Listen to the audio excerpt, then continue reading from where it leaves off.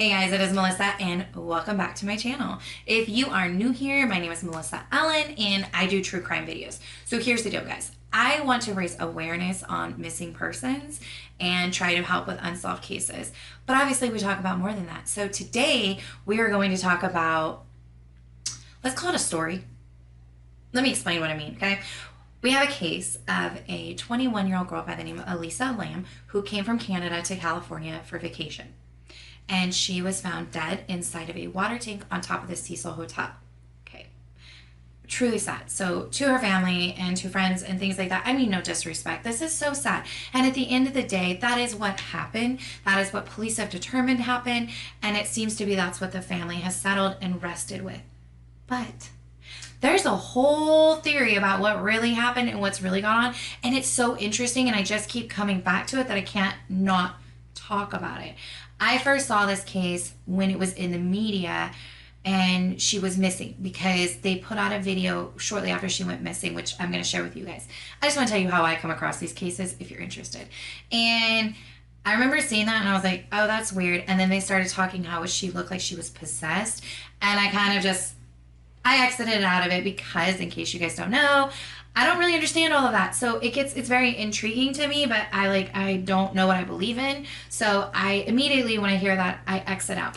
And then I saw, it was Shane Dawson. Shane Dawson here on YouTube is a big YouTuber. So I was watching one of his videos and he does like conspiracy theories, which has kind of always got me kind of looking further because he does it from a playful point of view. So I don't feel like overwhelmed because some of those videos you try to like watch paranormal stuff and it's like, and then it looks so fake and stupid that you're just like, I don't believe it. Anyways, so I was watching his video and I was like, okay, that one does make me kind of go, what the hell is going on? So I'll make sure, by the way, everything I talk about, because I used so many references for this video, I will link everything down below for you guys so that you guys can look into it as well. So that's what made me decide to do this video because I would like to do more videos like this for you guys. My dog is outside the back window. I forgot where it was. Anyways, my point is after watching Shane Dawson's videos, it actually kind of inspires me to consider talking about stuff like this, but from a completely like newbie at it. Like I don't quite understand that there's really an entire realm of people who really believe that like these paranormal activities happen. And so that's why I say case, which is the unfortunate, untimely death of Elisa. And then we have the story, which is like everything else that everyone is conspiring about. So please understand where I'm coming from when I say that I'm trying to do this in a way that is respectful. Do you see my hands start moving when I get nervous? Like I'm like, should I do that? Should I even laugh when there's like, but the story side of it does have some funny points. So just roll with me. All right, so guys, thank you so much for being here. Please make sure you click the subscribe button. Please make sure. I got worse. Please make sure. So please make sure you guys hit the subscribe button down below, and I will be back with more videos. So thank you guys again, and let's jump right into the video.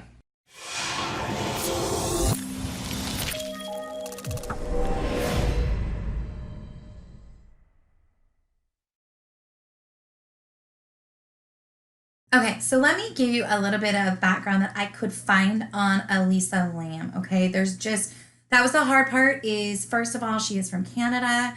She didn't have a lot of social media presence, so there wasn't a lot of photos, and it doesn't seem like a lot have come out. So there are going to be very limited photos of her, and I will include everything that I possibly can.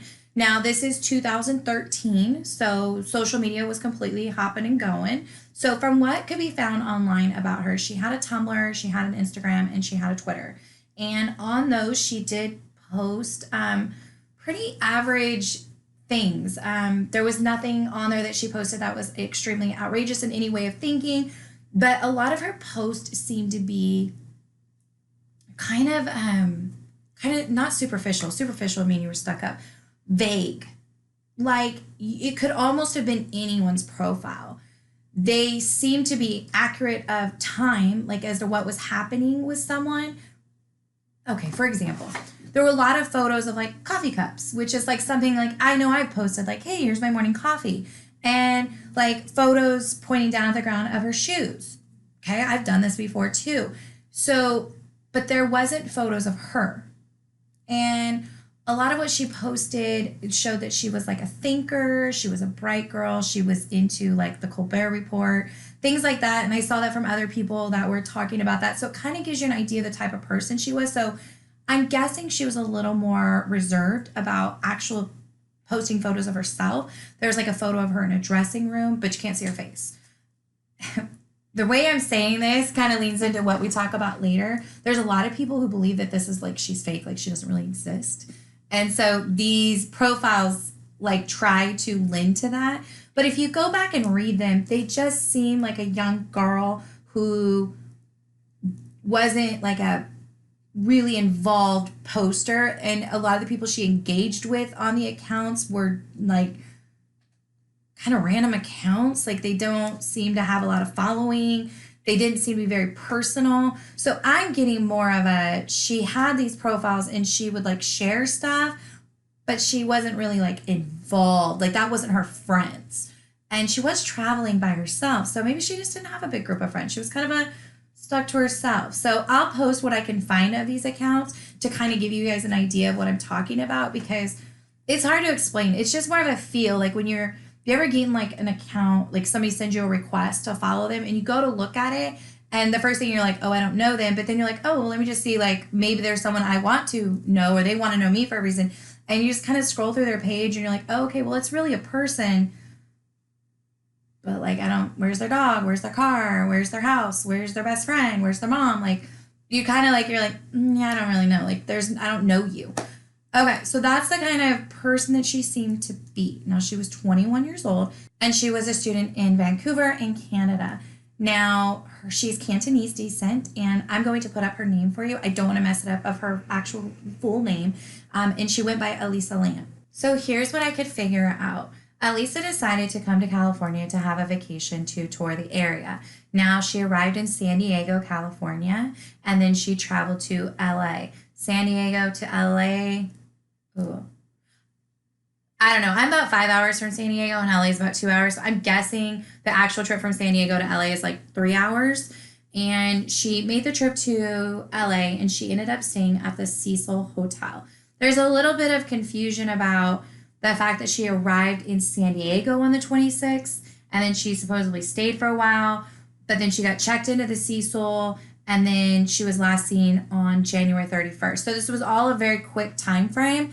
But what we do know for sure is that she checked into the Cecil Hotel and then she was last seen on the evening of January 31st. So she had been in the Cecil Hotel just a couple of days. Now I'll give you a very short history on the Cecil Hotel. It was built in 1927. I believe it has 15 floors and it has gained a serious reputation for being the hotel of suicide and deaths. Richard Ramirez stayed there between 1984 and 1985. And if you are not familiar with who Richard Ramirez is, he is the infamous Night Stalker. He murdered a ton of people. It is believed that during his stay there was when he murdered 13 people. There were also, and I'll just put a news article link if you really want to go into the history of the hotel. There were suicides. There was a woman who didn't know she was pregnant and gave birth and then thought the baby was dead, so she threw it out a window. Like, seriously sad stuff. There was a guy walking down the street and had a body fall on him because, yeah, it's like really weird when you look at the history of this hotel and the amount of people that have committed suicide or have been murdered there. It's kind of eerie. Ignore the little yapper in the background. Nobody's gonna pay attention. Is that the most distracting shit you've ever seen in your life? Okay, so here's what happened. So Elisa is staying at the Cecil Hotel. She had been in contact with her family every single day. On January 31st is the last time they had contact with her. And on February 1st of 2013, she was supposed to check out of the Cecil Hotel and she did not. On February 6th of 2013, they actually had a press conference and her family did come from Vancouver to be there for this press conference. And I believe it was the 14th of February, they released the surveillance video. So this is the big thing that a lot of people have probably seen, and you might not know that it's in reference to this case. There is a video, and I'm going to put it up for you now. So in this video, you can see that Elisa She enters into the elevator, and she enters in a manner that's kind of slow, and then she proceeds to push all of the buttons. Now, I'm going to say this now. Below, I'm going to link a link for you of a gentleman here on YouTube who went through and dissected this video. A lot of people feel that this video that was released to the public has been slowed down. It is very hard to tell whether or not it has been sped up or slowed down, because if you'll notice on the left-hand side down at the bottom that the timestamp is very blurry. This has not been done by myself, and this has not been done by anyone who uploaded it to YouTube. This is actually how the video was released.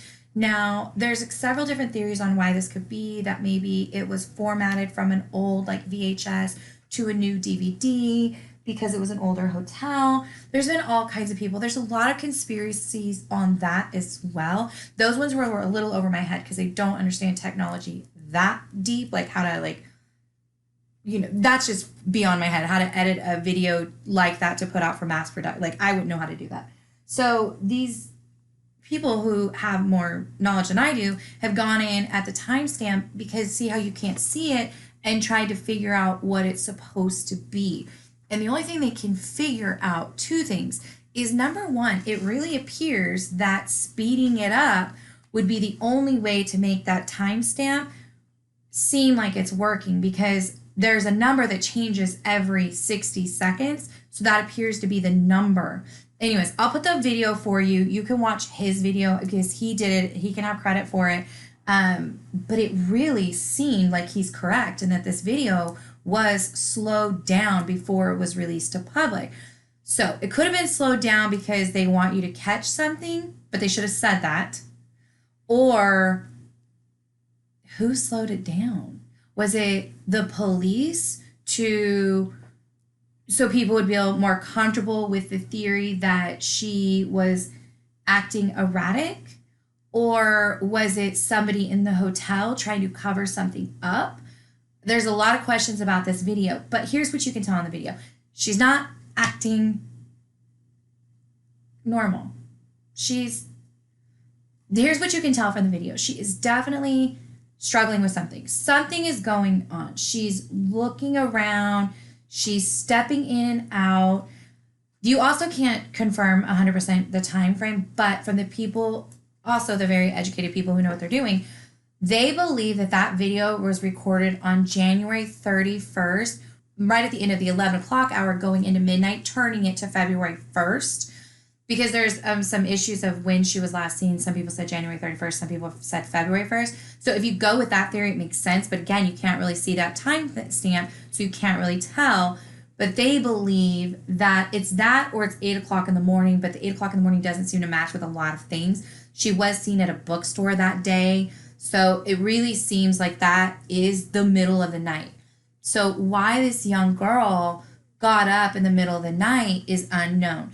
When she arrived at the Cecil Hotel, this was kind of like a hostel, and she was with roommates. So she was in this room with the roommates, and the roommates reported that she had odd behavior, that she was acting odd.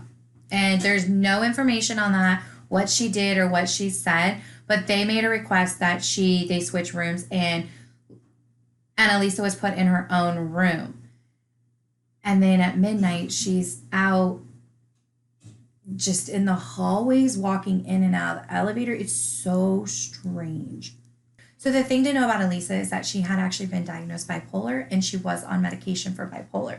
So 2 things are going on with her. I guess 3. We'll go 3. We'll do the real and okay. So number 1, she's having a manic episode, and that would make complete sense. She's either her medication is just not working, she's just having a manic episode. Something is going on with her because she, for some reason, is having a manic breakdown. Number 2 was that theory that she was on some sort of drugs. Was she having an LSD trip, she got something from someone and she's tripping. I will say this now so we clear that up. Her toxicology came back clear. So she did not have drugs of any kind or alcohol or anything like that in her system. The other theory is that it's some sort of paranormal, demonic, I guess those are different. Some sort of experiences going on. I'm learning all this stuff, guys. That is a huge theory because the video is so odd. It's like she's talking to someone. And when people started going back on the history of the hotel, they're like, who's she talking to? Maybe she's talking to one of them. You know what I mean? So all these people have had these experiences at this hotel. Like maybe that's what's happening. So what happened on the night that Elisa passed away is somehow she traveled up the hotel to the roof. So it's a 15-story roof. There are 4 ways to access the roof. 3 of them involve climbing out of a window with a fire escape, climbing up the fire escape, and then onto the roof. I was trying to look up and see like how many flights you'd have to climb for each fire escape because I was kind of curious. Like, I mean, I get it if she went to the 15th floor and then went out that fire escape, like nobody would see her maybe, but like that seems odd to me because the fire escapes are usually quite a few stories. So she would have had to have gone out one of those 3 windows, up one of those 3 fire escapes, or she went up to the roof door. There's a door to get up to it, but that door is locked and has an alarm on it. So somehow she got through the lock and did not set off the alarm and went up onto the roof. That's all weird because it just doesn't make a lot of sense. How did she get up to the roof and why? So apparently she goes up onto the roof. She then climbs up. So you get up to the roof and it's a big, huge open surface. And there are 4 massive water tanks. She then climbs up onto the platform, which is quite a few feet up. She then climbs up a 10-foot ladder of one of the water tanks. She then opens a 20-foot, say it wrong every time, a 20-pound hatch cover of the water tank, then climbs into the water tank, removes her clothing, and then shuts the 20-pound water tank hatchet lid over herself. So you're like I am right now, right? You're like, hold on. There's this weird video of this girl in this hotel with this weird history, and she somehow gets up to the roof. Nobody notices, gets in, nobody notices. Now, she had been reported missing. Police had searched the hotel. They had searched the roof. They looked, they didn't see anything. Now, several days later, on February 19th, actually, the maintenance worker of the hotel who had been helping police, they had looked in the rooms and everything, had gotten a lot of reports from the guests that there was an issue with the water pressure. They said that the water flow wasn't what it should be, and they were having a lot of complaints. There was even a guest that said that the water looked dark and that at times it didn't taste right either. That is horrible. Like, to anybody that had stayed at the hotel at that time and you know that you had drank the water, how do you get over that? I don't even know how I would even function the rest of my life knowing that had happened. Like, and that's just so sad. To talk on the bipolar talk, because mental health is something I'm very passionate about. It's not something that I feel that I have enough like actual education to really share a lot. But it's something I definitely care very much about. And I know that in what I deal with in true crime and missing people, that it is so much more prevalent than people realize. There was a video here on YouTube by I think the channel name was Med Bros, and they did this like really great explanation of bipolar. And I guess he's a medical student. And I thought that was really interesting for anyone that might not really understand how these behaviors could be more of a bipolar manic episode than a paranormal activity. Now that I've given you the case, I want to talk about the story. I do. But I want to make sure that it's separate from really talking about Elisa, because I don't want to disrespect her or her family. May she rest in peace. That's a horrible thing that has happened. And by all accounts, it honestly does appear that it really is just one of those horrible accidents. The autopsy found nothing toxicology related, as we talked about, and it also found no trauma to her body. There was nothing. There was absolutely nothing to point to anything other than she climbed in there herself, probably in a manic state, probably confused on where she was, and probably just thought she was safer there. I'm going to try to edit my dog out. Sorry. Okay. So let's talk about this. So the first one that literally I was like, that's weird. But I only think it's weird. I don't know. In 2013, there was an epidemic of tuberculosis going on in the Skid Row area. Skid Row is an area of LA right near the Cecil Hotel. It is a horrible area of town, actually. My son went there last summer or the summer before for a mission trip to help feed the homeless. And like I tried to prepare him, but his 15-year-old self, this was 2 years ago, his 15-year-old self was like, Mom, wow, that's a whole nother world. Yeah, it's not a good area. So Skid Row of LA had a tuberculosis epidemic. I read on one site that said there were over 4,500 people in that area, but I don't know if they meant that area or the whole nation. But anyways, apparently it was a huge problem.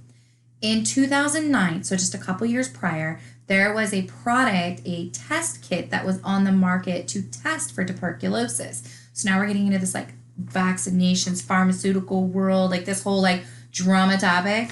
And these test kits were apparently for urine to test for TB, and apparently they weren't performing well. They weren't meeting the testing standard. It was like 56% when he needed to be 80% effective rate. Like the test needs to perform, and it wasn't. So apparently this was a big problem. So now you have a pharmaceutical company, so this test company that's trying to get their test out and it's not performing. And so there's like this thing going on, and then now this epidemic starts, and you're wondering, why the hell are you telling me this? That test name was Lam Elisa. Did you get that? Elisa Lam, Lam Elisa. Spelled exactly the same way. What? It was just right, like, it's just this random thing that you're like, so the theory, just follow me on this one. The theory is that the pharmaceutical company or the test company, I think they'd still be called a pharmaceutical company, even though it's just a test. Anyways, whatever. This company is putting out this Lam Elisa test. It's not performing well. So the theory is that they like flooded the market with tuberculosis so that they could get their test out, maybe?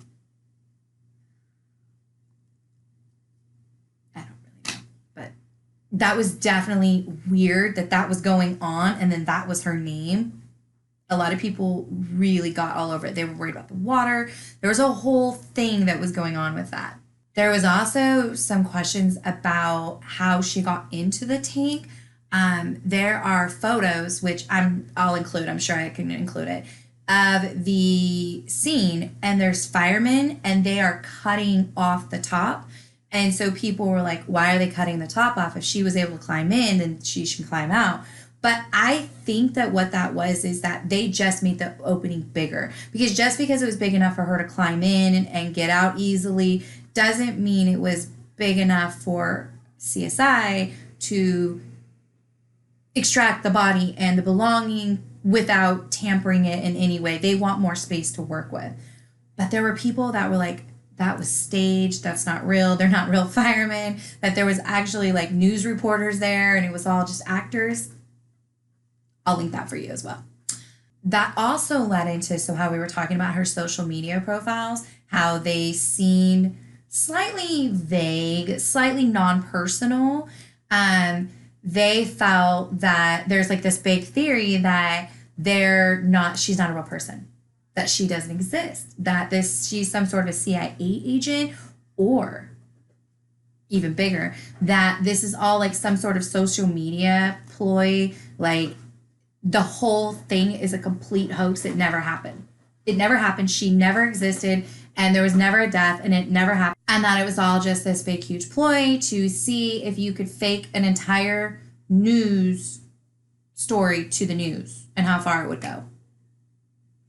I don't even go for that. And I obviously believe she's a real person. I will tell you that the only proof that I have personally found to show that she is a real person with a real family is that her family did sue the Cecil Hotel. Now, that case was dismissed, but they did come forward. They did sue. There is complete legal documents involving her timeline. There's receipts. There's hotel stays. everything about her has been documented. So I'm going to excuse all that. But it was interesting. I mean, like, it is kind of intriguing. And I do think we as people need to keep our brains bigger. I know for a very long time, I dismissed a lot of information. And I'm finding that a lot of that information that I dismissed, although I do not believe it, it opens my brain to think bigger. And it gives me more ideas of what could possibly happen.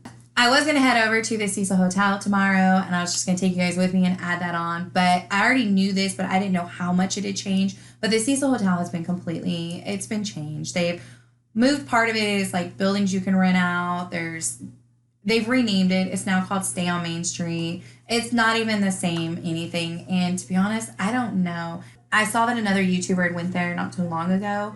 And just that visual, the fact that you can see the water tanks up on the roof from the street, like, no, my heart, I can't take it. So there were two really specific, like, main media things that happened that drew to this case. In 2005, there was a remake of a 2002 Japanese film called Dark Waters, and I believe it starred Jennifer Connelly. And it was about an apartment with like water, and it was dark and murky, and it was a whole creepy thriller, okay? That kind of, people felt like this that happened in 2013 with the water, they felt like it was very similar to this film. There was also an American Horror Story episode that came out that was about this case, and it kind of got people looking at the hotel again. There's a bunch of articles about people going there and trying to stay. But everything I have found says that room that she stayed in is not allowed. Nobody's going there to stay there. They don't seem to want to play on the haunted Cecil Hotel. They kind of want to keep away from that. So that room is blocked off. They don't want a lot of interest in regards to it. And they try to keep a low profile and just try to do with their new image. So that is the story of the Cecil Hotel and the case of... Was that necessary? So that was the story of the Cecil Hotel and the case of Elisa Lam. What do I think happened to her?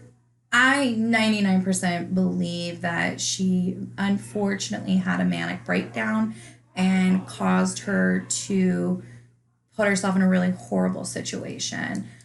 But that being said, I'm 100% open to believe that something else happened and that it could have been covered up, because this world, I'm learning so much, and I think all of us are, that things like this happen, and it's a sad situation. So I hope that if there's any chance that something else happened to Elisa, that it comes out. There's a lot of groups out there that are dedicated to still finding justice for her. So I think that's wonderful. And if you have a passion for that and you think that something happened to somebody and you want to help, then I'm all for it. I'll link that down for you guys as well. So thank you guys again from the bottom of my heart. Please make sure you guys leave me a comment down below. Let me know what you think. What have you heard? What did I miss? What other crazy theories are out there? And if I made a mistake, I apologize. Just let me know. I honestly just wanted to share this with you guys. So thank you again from the bottom of my heart. Do me a favor, hug your babies, hug your loves. Life is literally freaking precious. So I love you all and have a wonderful day. See you. Bye-bye.